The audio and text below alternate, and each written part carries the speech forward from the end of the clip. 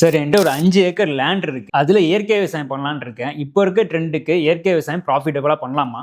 கண்டிப்பா பண்ண முடியும் சார். ப்ராஃபிட்டபிளா பண்ணலாம். இயற்கை விவசாயம் இல்ல சார். எந்த விவசாயம் பண்ணாலுமே நம்ம ஒரு சயின்டிஃபிக் அப்ரோச் நமக்கு தேவை சார். இப்ப பார்த்தீங்கன்னா, நம்ம ஒரு ஏக்கருக்கு ஜெனரலா ஒரு ஸ்டாண்டர்டைஸ் வச்சிருக்காங்க. 1 மூட்டை யூரியாவ கொட்டுங்க, 1/2 மூட்டை டிஏபிய கொட்டுங்க, 1 மூட்டை பொட்டாசியம் கொட்டுங்க, பூச்சிக்கொல்லி அடிங்க, களைக்கொல்லி அடிங்க, அறுவடை பண்ணுங்க. ஸோ இந்த மாதிரியான அப்ரோச்ல நம்ம போகாம, ஆக்சுவலா சாயிலுக்கு என்ன வேணும்ன்றத நம்ம பார்க்கணும் சார்.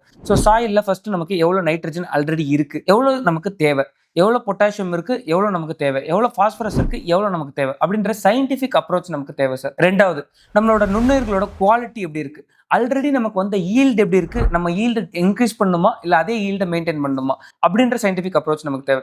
ஒன்றும் இல்லை சார், ஒரு ஏக்கர்லயே நமக்கு 10 சென்ட்ல சாயிலோட குவாலிட்டி ஒரு மாதிரி இருக்கும், அடுத்த 10 சென்ட்ல சாயிலோட குவாலிட்டி ஒரு மாதிரி இருக்கும். அப்படி இருக்கும்போது மொத்த சாயிலையுமே நம்ம எடுத்து ஒரு டெஸ்ட் பண்ணி அதுக்கேற்ற மாதிரியான நம்ம ஆர்கானிக் இன்புட்ஸ் நம்ம கொடுக்கணும். ஸோ ஆர்கானிக் இன்புட்ஸ் மட்டும் இல்லை, கெமிக்கல் இன்புட்ஸ் கொடுக்கணும்னாலுமே அந்த மாதிரி தான் நம்ம கொடுக்கணும். இப்போ எஸ்எல்ஆர் பயோலே பார்த்தீங்கன்னா பேஸ் கம்போஸ்ட்ல என்பிகே ஒரு மாதிரி இருக்கும், என்ரிச் கம்போஸ்ட்ல என்பிகே ஒரு மாதிரி இருக்கும், ஹைப்பர் என்ரிச் கம்போஸ்ட்ல என்பிகே ஒரு மாதிரி இருக்கும். ஸோ நம்மளோட சாயிலுக்கு என்ன தேவை, அதை எப்படி நம்ம இம்ப்ரூவ் பண்ணணும் அப்படின்றத பார்க்கணும். ஒன்றும் எக்ஸாம்பிள் 0.6% உங்களோட கரிமச்சத்து இருக்குன்னு வச்சுக்கோங்க. நீங்க கரிமச்சத்தை மட்டும் ஃபோக்கஸ் பண்ணி 0.1% இன்க்ரீஸ் பண்ணீங்கன்னா டோட்டல் ஏக்கர்ல சொல்றேன் உங்களோட ஈல்டுல 330 கிலோ நம்ம இன்க்ரீஸ் பண்ண முடியும். நமக்கு என்ன தேவை, நம்ம எவ்வளவு கொடுக்கணும், அதை எப்படி கொடுக்கணும். ஸோ நீங்க ஆர்கானிக்கா கொடுக்கணும்னா ஆர்கானிக் இன்புட்ஸ், இன்ஆர்கானிக்கா கொடுக்கணும் இன்ஆர்கானிக் இன்புட்ஸ். ஆர்கானிக் அக்ரிகல்ச்சர் மட்டும் சொல்ல சார், எனி அக்ரிகல்ச்சர் ப்ராக்டிஸ் நம்ம கொண்டு போகும்போது கண்டிப்பா நம்ம ஈல்டை இன்க்ரீஸ் பண்ண முடியும். ஈல்டு அதிகமானா கண்டிப்பா ப்ராஃபிட் தானே.